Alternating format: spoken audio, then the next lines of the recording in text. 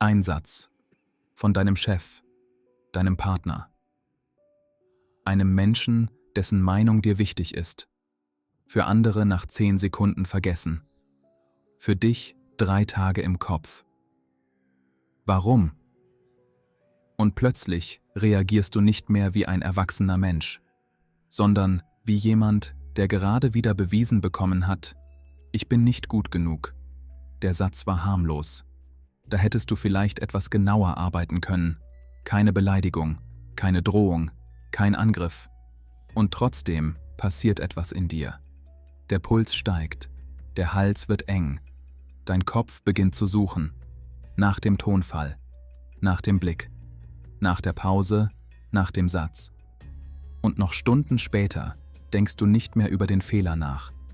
Du denkst über dich nach. Warum trifft mich das so hart? Warum kann ich das nicht einfach abhaken? Warum fühlt sich Kritik manchmal nicht wie Information an, sondern wie Gefahr? Denn heute geht es nicht nur darum, den Täter zu finden. Es geht darum herauszufinden, warum dieser Fall sich seit Jahren wiederholt. Willkommen bei Cold Case. Heute öffnen wir eine Akte, die viele Menschen jahrelang mit sich herumtragen. Die Akte trägt den Namen Kritik. Ort des Geschehens. Ein Arbeitsplatz. Ein Gespräch. Ein kurzer Moment. Jemand gibt dir eine Rückmeldung. Objektiv passiert fast nichts. Ein Fehler wird angesprochen. Ein Verbesserungsvorschlag wird gemacht. Ein Satz fällt. Aber innen beginnt ein völlig anderer Film. Ich habe versagt. Jetzt denken alle schlecht über mich. Ich hätte es besser machen müssen. Warum bin ich so? Und das Merkwürdige ist, diese Gedanken kommen nicht langsam. Sie sind sofort da, als hätte jemand einen alten Schalter umgelegt. Ein kleiner Satz, eine große emotionale Welle, ein harmloser Moment, ein innerer Ausnahmezustand. Und genau hier beginnt die Ermittlung. Denn die Reaktion passt nicht zum Auslöser. Wenn dich ein kleiner Moment viel zu hart trifft, liegt die Ursache oft nicht am Tatort. Der Tatort zeigt nur, wo der Alarm ausgelöst wurde, nicht wo er entstanden ist. Der erste Verdächtige liegt nahe. Vielleicht bist du einfach zu empfindlich. Vielleicht brauchst du mehr Selbstbewusstsein. Vielleicht müsstest du Kritik weniger persönlich nehmen. Das klingt logisch, aber es erklärt den Fall nicht. Denn viele Menschen, die extrem empfindlich auf Kritik reagieren, wirken nach außen gar nicht unsicher. Sie leisten viel, sie funktionieren, sie übernehmen Verantwortung, sie reflektieren sich. Manche sind sogar besonders erfolgreich. Und trotzdem reicht ein kleiner Kommentar, um sie innerlich aus der Bahn zu werfen. Also wird Verdächtiger Nummer 1 nicht freigesprochen, aber er reicht nicht aus. Wir müssen weitersuchen. Der zweite Verdächtige. Vielleicht war die Kritik wirklich zu hart. Der Tonfall, die Person, der Zeitpunkt, die Formulierung. Und ja, manche Kritik ist keine Kritik. Manche Kritik ist Abwertung in einem höflichen Kostüm. Aber auch das erklärt nicht alles. Denn 2 Menschen können denselben Satz hören. Die eine Person denkt, okay, verbessere ich, und macht weiter. Die andere Person liegt abends im Bett und spielt die Szene wieder ab. Nicht einmal, nicht zweimal, sondern immer wieder. Der gleiche Satz. Aber 2 völlig verschiedene Reaktionen. Also ist vielleicht nicht der Satz das Entscheidende, sondern die Bedeutung, die dein System diesem Satz gibt. Wie eine Taschenlampe. Sie verursacht den Riss nicht. Sie macht ihn sichtbar. Schauen wir auf die Beweise. Viele Betroffene beschreiben dasselbe Muster. Druck in der Brust, Hitze im Gesicht, ein Kloß im Hals, innere Unruhe, Rechtfertigungsdrang oder das Gegenteil, still werden, einfrieren, verschwinden wollen. Manche werden wütend, andere werden perfekt, wieder andere tun so, als wäre nichts. Aber innen läuft derselbe Prozess, Schmerz vermeiden. Das System versucht, dich zu schützen. Die Frage ist nur, vor welcher Gefahr? Denn objektiv greift dich niemand an. Niemand entscheidet in diesem Moment über deinen Wert. Niemand nimmt dir deine Existenz. Und trotzdem fühlt es sich manchmal genauso an. Das ist der erste wichtige Hinweis. Dein Körper reagiert nicht nur auf das, was passiert, er reagiert auf das, was es für dich bedeutet. Und manchmal ist das, was sich wie Wahrheit anfühlt, nur eine Erinnerung, die deinen Körper erreicht hat, bevor dein Verstand folgen konnte. Der Körper reagiert nicht auf Fakten allein, er reagiert auf Bedeutung. Und manchmal stammt diese Bedeutung nicht aus der Gegenwart, sondern aus einem alten Archiv. Wenn dein Körper heute so stark reagiert, muss er irgendwann gelernt haben, dass solche Momente nicht harmlos sind. Also bleiben wir nicht am Tatort, wir gehen ins Archiv. Die meisten Menschen glauben, Kritik tut mir weh, weil Kritik negativ ist. Aber das ist nur die Oberfläche. Kritik trifft nicht alle gleich. Sie trifft dort besonders hart, wo bereits etwas empfindlich ist. Nicht jeder Kommentar wird zur Wunde, aber manche Kommentare treffen eine Stelle, die schon lange wund war. Dann geht es plötzlich nicht mehr nur um den aktuellen Satz. Dann geht es um etwas viel Älteres. Im Archiv finden wir eine frühere Version von dir. Nicht erwachsen, nicht souverän, nicht unabhängig, sondern klein, anpassungsfähig, abhängig davon, wie andere reagieren. Denn für ein Kind bedeutet Kritik oft etwas anderes als für einen Erwachsenen. Ein Erwachsener kann denken, ich habe etwas falsch gemacht.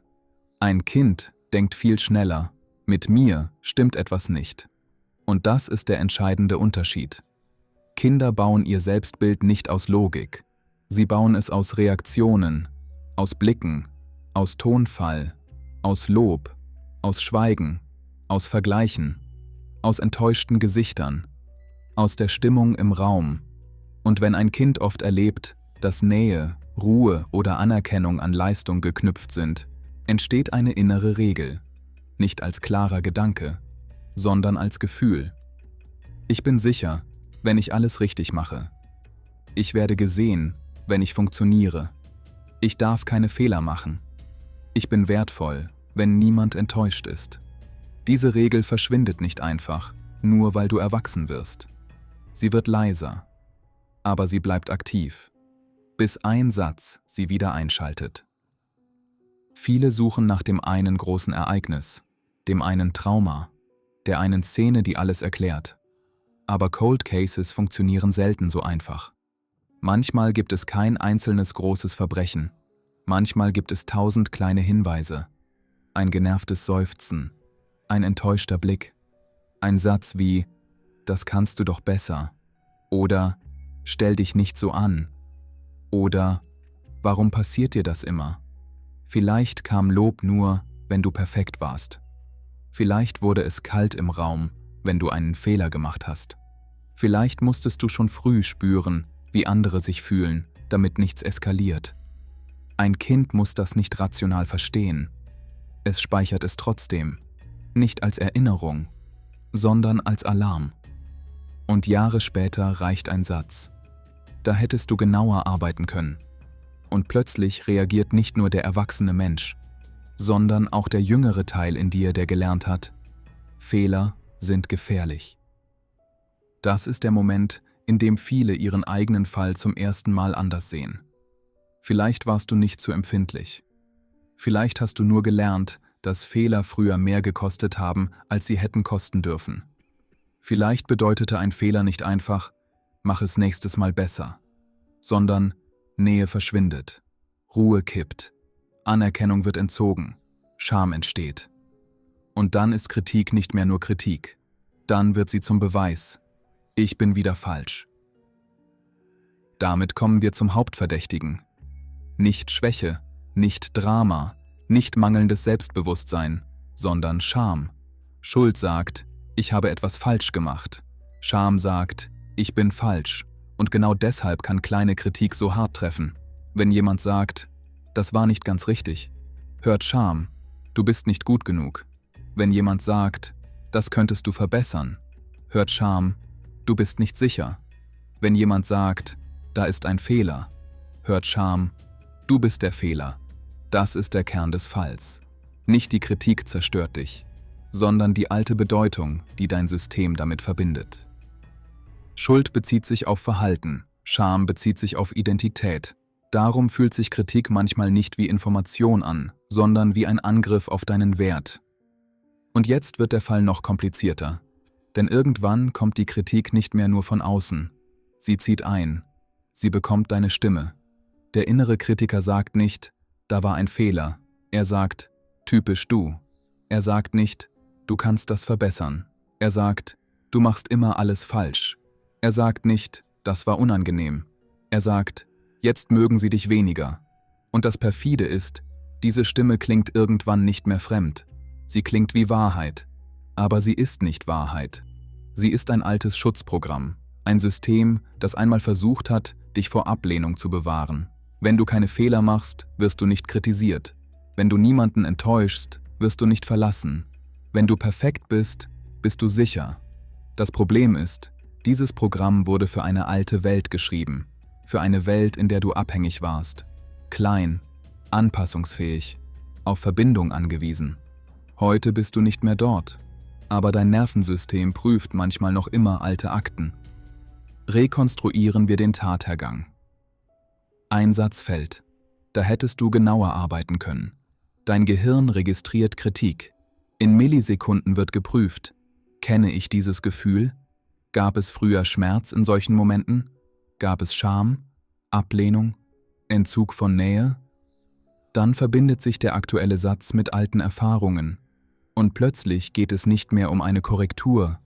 Es geht um alle Momente, in denen du dich falsch gefühlt hast. Alle Momente, in denen Fehler zu groß wurden. Alle Momente, in denen Liebe, Ruhe oder Anerkennung davon abhingen, ob du funktioniert hast. Deshalb wirkt die Reaktion übertrieben. Sie gehört nicht vollständig zur Gegenwart. Ein Teil davon gehört zur Vergangenheit. Und das ist kein Beweis dafür, dass mit dir etwas nicht stimmt. Es ist ein Hinweis darauf, dass dein System etwas Altes wiedererkannt hat. Die wichtigste Spur in dieser Akte ist eine Verwechslung. Dein Gehirn verwechselt Information mit Gefahr. Kritik ist eigentlich Information, vielleicht unangenehm, vielleicht schlecht formuliert, vielleicht sogar unfair, aber sie ist nicht automatisch ein Urteil über deinen Wert. Doch wenn alte Scham aktiviert wird, fühlt sich Information wie Bedrohung an. Dann reagierst du nicht auf den Satz. Du reagierst auf die Bedeutung dahinter. Ich bin nicht genug. Ich bin nicht sicher. Ich werde abgelehnt.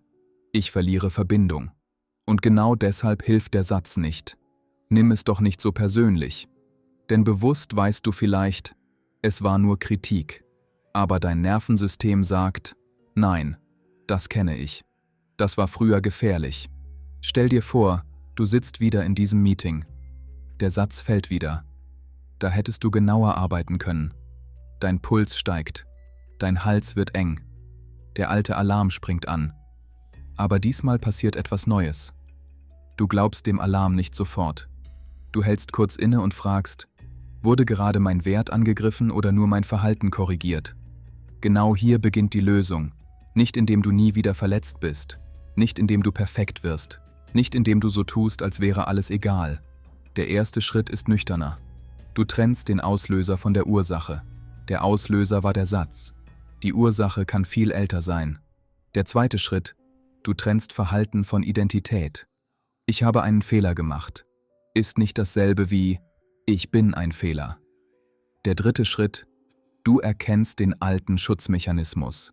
Nicht als Feind, sondern als veraltetes Sicherheitssystem. Ein Teil von dir wollte verhindern, dass du wieder beschämt wirst, wieder abgelehnt wirst, wieder hilflos bist. Aber Schutz, der nie aktualisiert wird, wird irgendwann zum Gefängnis. Und genau hier beginnt Veränderung. Nicht durch Selbsthass, sondern durch Verständnis. Nicht durch den Versuch, nichts mehr zu fühlen, sondern durch die Fähigkeit, dem Gefühl eine neue Bedeutung zu geben.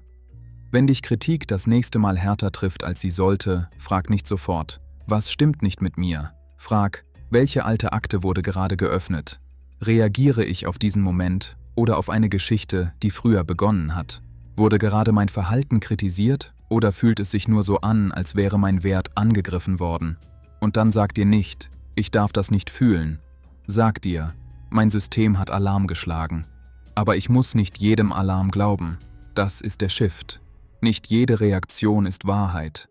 Manche Reaktionen sind Erinnerungen. Fall Nummer 1.